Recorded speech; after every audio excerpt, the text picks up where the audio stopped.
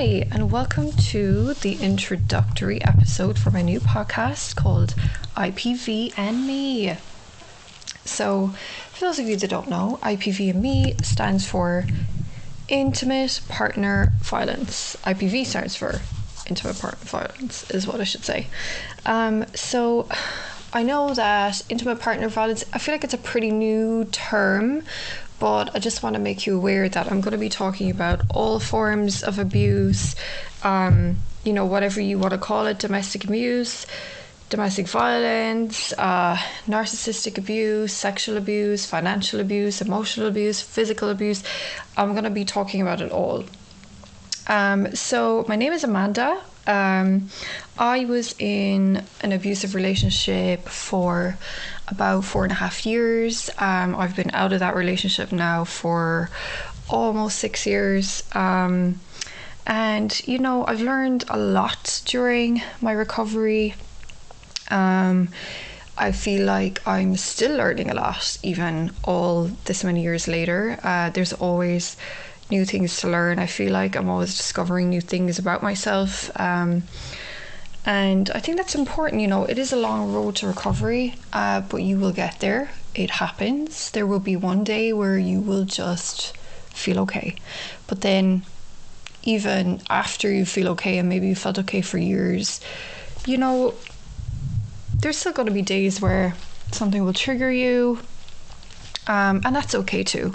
It doesn't mean it's a step back in your recovery. It just means that, it was such a harrowing experience to go through that it's just something that's always going to prop up, I feel like. I feel like it's time for me to tell my story now. I have been telling my story for many years now. I mean, I've always told it to people in my life, whether it be people I've known for years or, people I've met since I've been out of the relationship. I've always been extremely open about it. But I guess I've just wanted to speak more publicly about it. It's something I've wanted to do for a few years now, but particularly in the last, I would say probably 6 months or so, is the first time I've really kind of gone about doing things. I'm actually involved with a network of abuse survivors. I actually can't really speak on it right now because I'm under contract, but it's given me a lot of more confidence, and I've had media training, etc., and I've been speaking more on my social media. I'm not really a public speaker naturally, so I just I'm trying to practice and do it a bit more. I started small on my social media, just speaking on my Instagram stories, and I've definitely gained more confidence as I've been doing that. So I think podcasting for me, like, I'm a huge fan of podcasts anyway, and I would always have kind of wanted to be a part of it. But this kind of was like, okay, maybe this is somewhere I can really speak freely about it. When you're Instagram and other social media, you're kind of limited a little bit. You don't want to always be talking about this same topic. Some people don't always want to listen to like a 10 stories long talk. So I think more people maybe will listen with the podcast. Like, it's something that you're kind of specifically, I feel like if you're listening to an episode, it's because the topic interests you. I'll be telling my own story, as well as giving advice, whether you are in the middle of that kind of relationship right now, if you've just come out of the relationship, maybe you've helped someone through it. I would love to hear from anybody who would like to discuss with me. You can discuss on here, even if you just want to reach out for some advice privately. I'm going to leave some contact information. And also I have an Instagram account, IPV and Me, also the same name as the podcast, so you can always reach out on my DMs there too. They're always open to you. So why I want to tell my story. So a few years ago now, I just randomly came across a TED Talk And I'm not really someone who's ever really listened to TED Talks. I don't even remember really, to be honest, how I came across this. But it was by this woman called Leslie Morgan-Steiner. She herself was in a very violent relationship. And her talk is basically, it kind of answers the question of why people don't leave abusive relationships. And this is like the dreaded question that us as victims, survivors, it's always a little sort of a twist of the knife, I guess, to hear that question being asked. Why didn't you just leave? Why doesn't she just leave? And she answered it extremely well in this TED Talk. I'm going to leave a link to that also because I believe it's very important. It's also something I'm going to discuss further in another episode because Leslie Morgan-Steiner, to me, she's like one of my absolute idols. So I definitely want to talk about her a little more. But basically, I just remember watching it, and at one point in the middle of it, she said, I didn't know I was being abused. And I just remember, I paused the video and I sat back in my chair and I just was like, you know how Oprah says like a light bulb moment? It was like my light bulb moment. And I just went, wow, I didn't know I was being abused. And I've been out of my relationship at this point for probably 4 years at least, I would say. And, you know, I knew I was in an abusive relationship, but it was more the realization of like, wow, I didn't know at the time that I was being abused when I was being abused. And that is a massive reason why I didn't leave. And I feel like all the last lingering sort of anger at myself and like shame that I had about it just kind of washed away. And I just remember feeling so light afterwards. I texted my best friend, who at the time when I left, she was a huge help to me, and I just texted her the words and she was like, well, I could have told you that a long time ago. You know, it's something I guess that seems so obvious, like, but you know, I really didn't know I was being abused. And it's something that I still think about all the time. It had such a profound effect on me, and like honestly really changed my life, just hearing her speak just this one sentence. And what I really knew then was like the power of storytelling, and how just by this one lady telling her story had changed my life completely. And I just thought, wow, like what if I could do that for someone else, for a stranger? If just by me telling the story of what happened to me, maybe someone listening to me was have their own light bulb moment, you know. So since then, it was just something that was really important to me.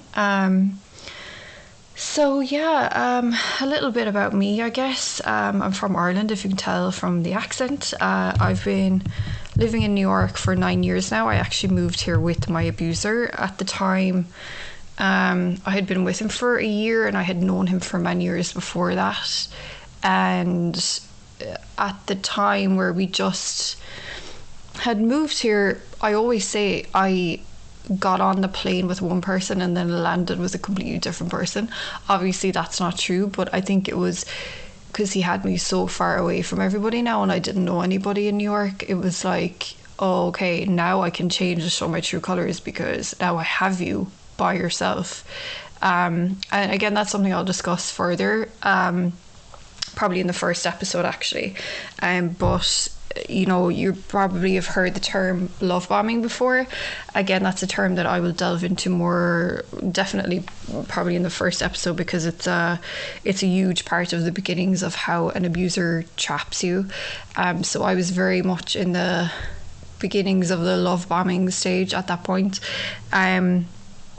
So yeah, I love New York. I fought really hard to stay here after that relationship fell apart. Again, I'll delve more into that. I'm 35 now. I guess I moved here, I was 26, almost 27.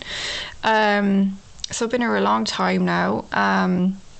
I always I use this in my social media bios, but if you want a little summary of my personality, I always describe myself as the love child of Lisa Simpson, Wednesday Addams, and Miranda Hobbs from Sex and the City. A weird mishmash of people, but I think it sums her up really well. I'm obsessed with reading. Reading is probably my favourite thing to do in the whole world. My apartment has more books than furniture, I feel like. I have been reading a lot, specifically in the last few months. I've been reading even more books about domestic violence, and I feel like I've learned so much more than I ever thought I even needed to know.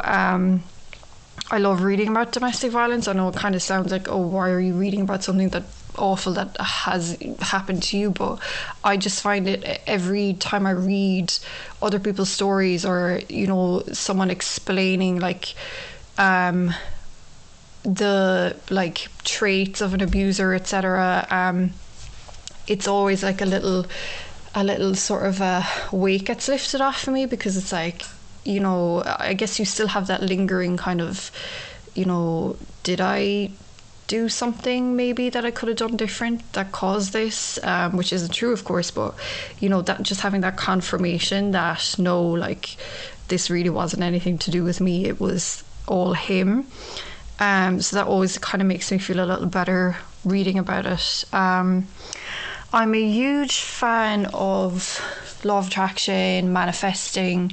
I know it's not for everybody, but it has helped me hugely in my recovery. It helps me on a day-to-day basis, but in my recovery particularly it did, because I was in some really dark places even after I left, and just kind of taking time to just make a list of things in the morning that you're grateful for, and just thinking, what do I want now, what is next, what do I want to happen. It just completely changes your perspective of things, and it kind of takes your mindset out of the darkness a little bit, and just any bit of positivity that you can have, I think, is always a good thing, and it's always a great way to start your day. So I hope that you found this little short intro episode interesting. I hope to have an episode ready to go really, really soon.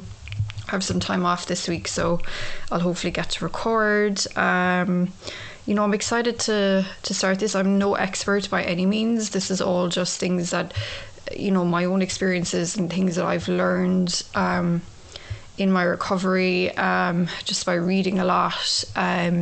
So I'm definitely no like psychologist or therapist or anything like that.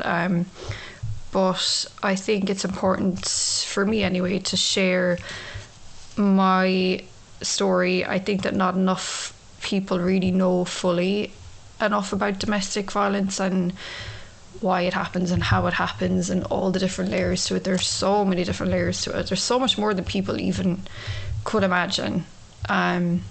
So I just hope to raise some awareness, maybe help some people out. So if you are interested, please follow. Again, my Instagram handle is also IPV and Me. Feel free to follow me, reach out to me. It'll always remain private. If you want it to be private, it's always going to be private. So thank you so much for listening. Take care and see you for episode 1.